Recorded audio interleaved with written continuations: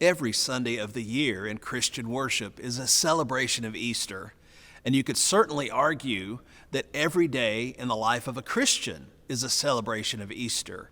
But the seventh Sunday of Easter, May 29th this year, is the last Sunday of the Easter season, which culminates in Pentecost. You know, some of the things that Jesus had to say during his ministry are simple to understand, but hard to do. Like when Jesus said to pray for your enemies, or when he said that if someone steals your coat, give them your shirt too. Or if someone makes you carry their stuff for a mile, go ahead and volunteer to carry it for 2 miles. Or if someone hits you on the side of the face, give them a chance to hit the other side too. Simple to understand, hard to do. But some of the things Jesus said are not simple to understand. Some of his words, they're real head scratchers. When he said that he would die and come back to life, it seemed impossible. And to some people, it still does. People then and people now know that dead people stay dead. But resurrection wasn't the only seemingly impossible thing that Jesus talked about. In John chapter 17, we have some of Jesus' last words. If you know that your time is coming to an end, you choose your words carefully. And so Jesus' last words are really important, but they aren't easy to understand, and frankly, they seem almost impossible to believe. I am praying not only for these disciples, but also for all who will ever believe in me through their message. I pray that they will all be one, just as you and I are one. As you are in me, Father, and I am in you. And may they be in us, so that the world will believe you sent me. I have given them the glory you gave me, so they may be one as we are one. I am in them, and you are in me. May they experience such perfect unity that the world will know that you sent me, and that you love them as much as you love me. Father, I want these whom you have given me to be with me where I am. Then they can see all the glory you gave me, because you loved me even before the world began. O righteous Father, the world doesn't know you, but I do, and these disciples know you sent me. I have revealed you to them, and I will continue to do so.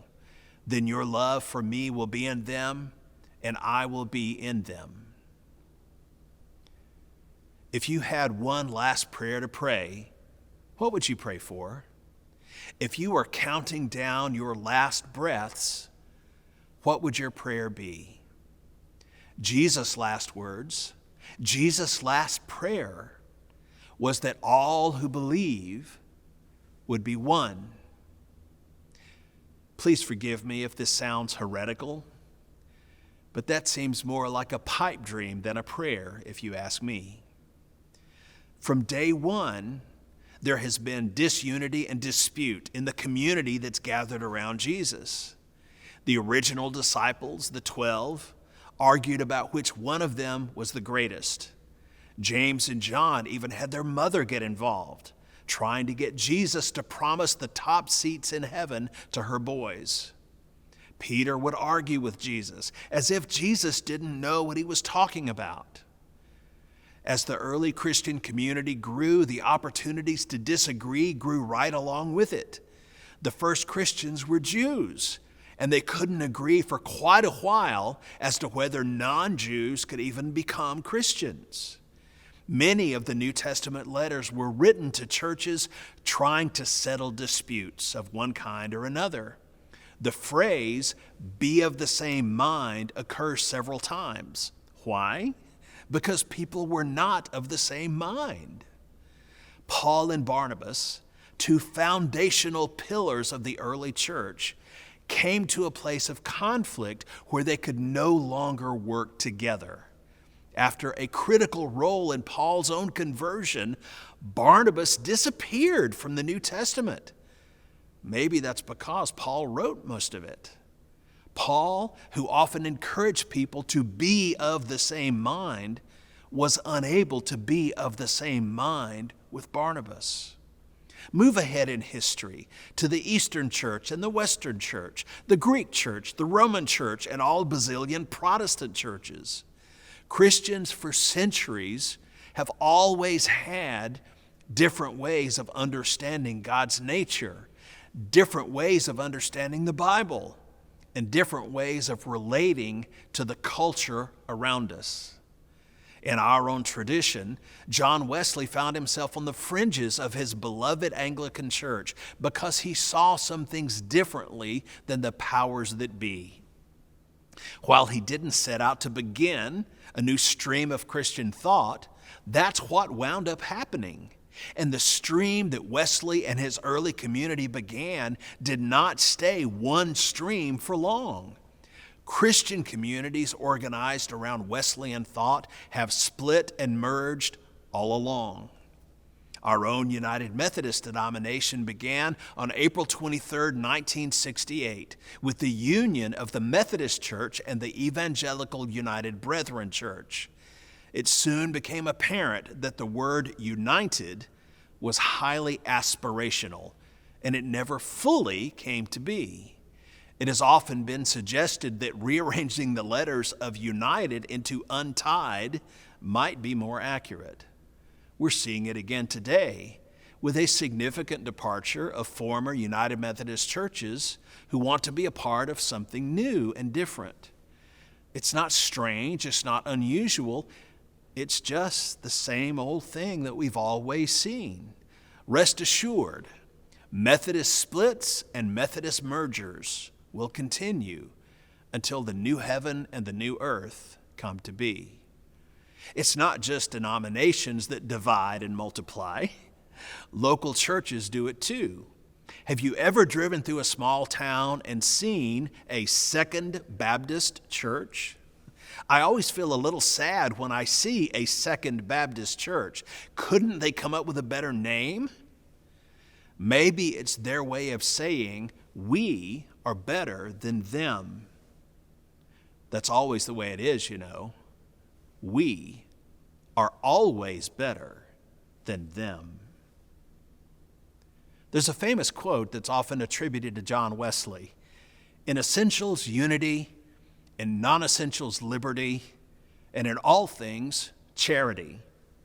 Scholars disagree on who exactly said it first, but it seems that John Wesley himself never said it. As wise as the quote appears to be, it's still necessary to ask, what are the essentials? And who determines what they are? Disagreements, disputes, and disunity have been part of the church life since day one.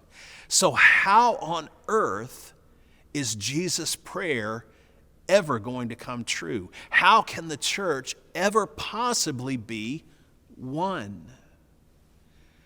I hope you aren't looking for a simple answer today, because I don't have one.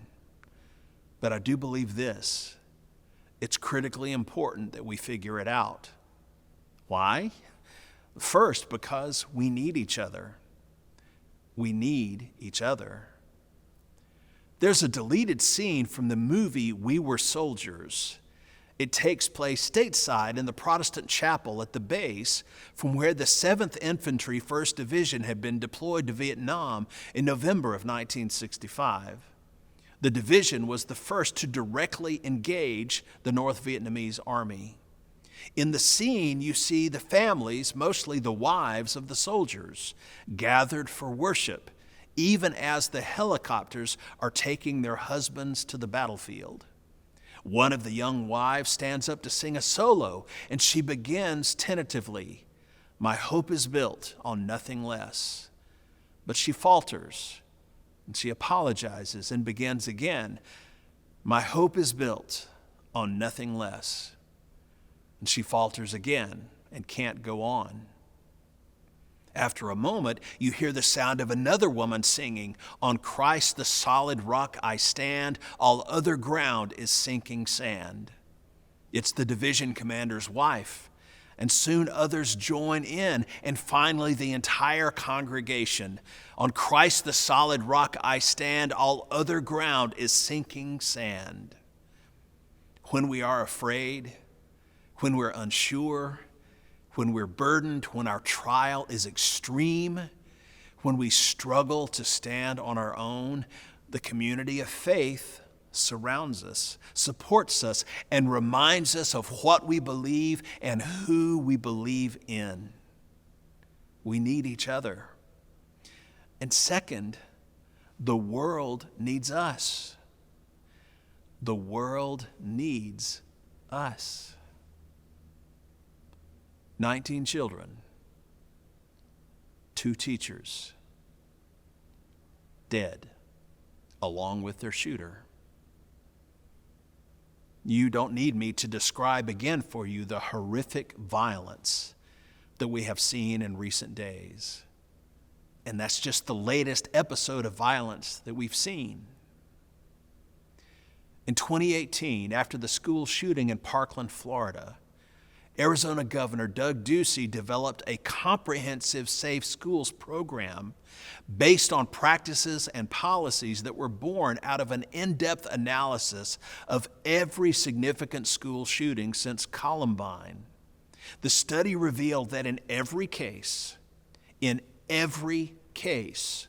there were signs before the event that something was seriously wrong. It's rational to conclude that before there were serious signs, there were more subtle signals that someone was on the wrong track. I'm not going to lecture about guns. There are people far smarter and far louder than I am, with deeply entrenched positions on the issues around guns, and they can carry the conversation. But I am going to make a bold assertion. If we are arguing about guns, we, the followers of Jesus, are too late in the conversation, because before we get to guns, there are mental health issues. Before we get to guns, there is poverty. Before we get to guns, there is hopelessness and emptiness. Before we get to guns, there are damaged families. Before we get to guns, there are kids who struggle in education, and there are kids who get bullied by their peers. Before we get to guns, there are addictions. Before we get to guns, there are so many issues that the people who follow Jesus can do something about. There is so much that we, the body of Christ, can do before we get to the issue of guns. For each and every school shooter, there were years of missed opportunities where the perpetrator could have found a different path. If only.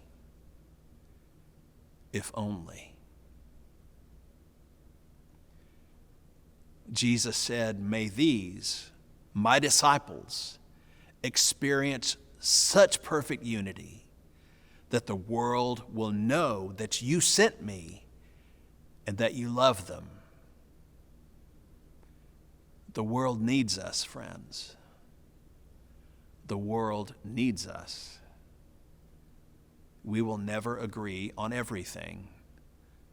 Christians never have, and this side of eternity probably never will.